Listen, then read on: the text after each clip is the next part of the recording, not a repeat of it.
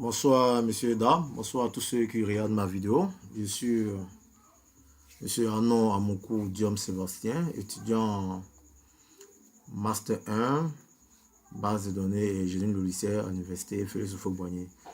Donc j'ai fait cette vidéo pour mettre en œuvre le TP qu'on a réalisé sous la direction du docteur Bakayoko Ibrahim.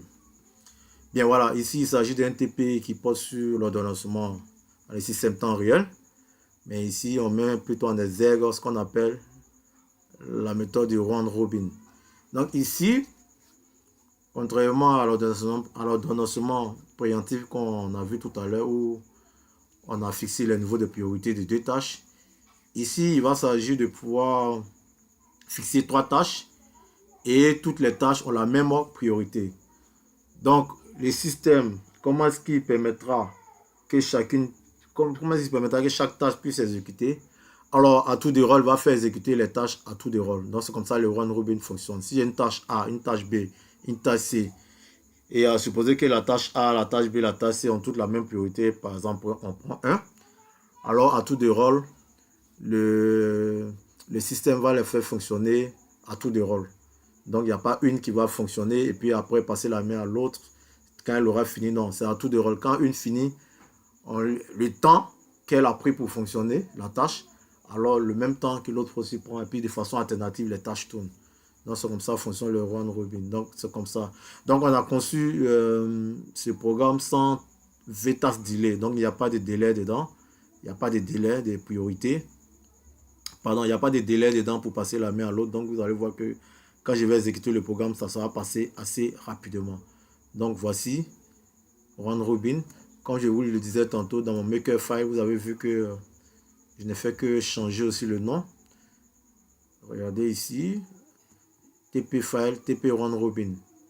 Donc, dans mon programme principal, dans mon main, le round robin est ici là.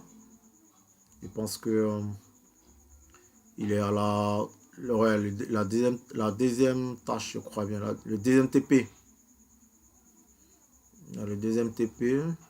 Donc le voici ici. Bon, enfin, le TP juste après TP préemption. Donc nous sommes toujours dans le TP2. Là, nous sommes toujours dans l'ordonnancement. Là, c'est le round robin que nous sommes en train d'exécuter. Donc on va lancer alors le programme. Sans plus tarder.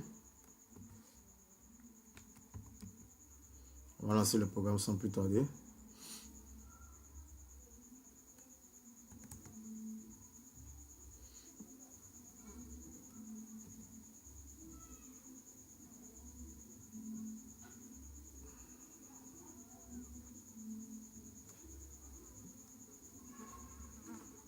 Je vais lancer l'environnement FreeRTOS.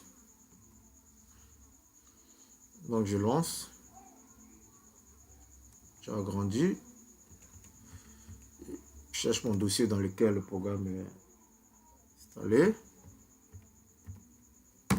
Make clean. Le make compiler. Et là, le programme est en train d'être compilé. Et une fois que ça sera compilé, on va automatiquement lancer. Et vous allez observer qu'à temps réel, les tâches A, B, C seront en train de se passer la main, mais assez rapidement. Parce que je n'ai pas mis de VTAS delay, donc c'est rapide. Donc vous allez voir que chaque tâche a autant de chances de s'exécuter. Donc là, il n'y a pas de priorité. Toutes les tâches s'exécutent en même temps, mais de façon alternative. Donc c'est pour vous montrer un peu le principe de fonctionnement du round robin dans l'ordonnancement. Donc une fois que c'est prêt, ça sera exécuté. En attendant que ça compile, on peut essayer de regarder un peu plus en détail notre programme écrit en langage C.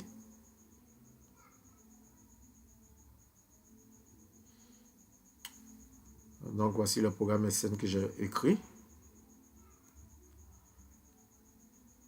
Donc comme vous pouvez le voir, ça c'est le programme principal. Donc voici le programme même pour le round robin écrit. Donc voici ici détaillé le programme. Alors là j'appelle la fonction round robin. Et voici comment ça va se passer. Tâche de même priorité. Donc vous voyez, là ça crée la tâche if task create. On crée la tâche A ici. If task create V tâche B, on crée la tâche B. Là, j'écris 3 tâches. Is task create V tâche C, on crée la tâche C ici. Et là, is task start scheduler. Donc, lui, c'est le programme, sinon la fonction qui va programmer les différentes tâches. Donc, comme je l'ai dit, il va les programmer de façon alternative. Donc, vous allez voir que quand ça va démarrer de façon alternative. Donc, voici un peu le programme écrit en C ici.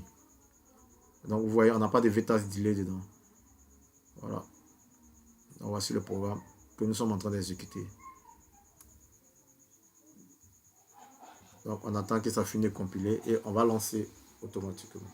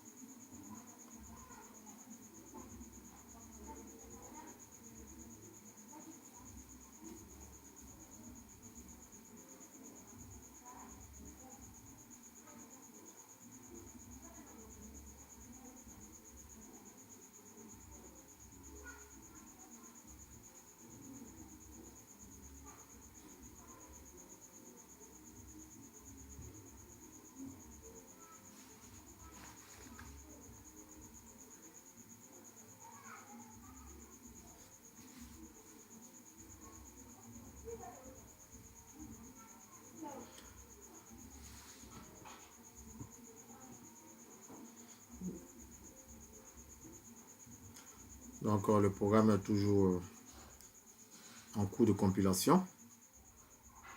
Quand ça sera terminé, ben, on va lancer. Et vous verrez comment est-ce qu'il fonctionne concrètement le round robin.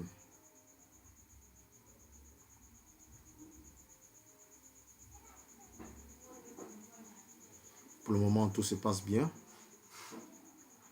Exécution de la compilation se passe parfaitement. Il n'y a pas d'erreur. Donc, la compilation suit son cours.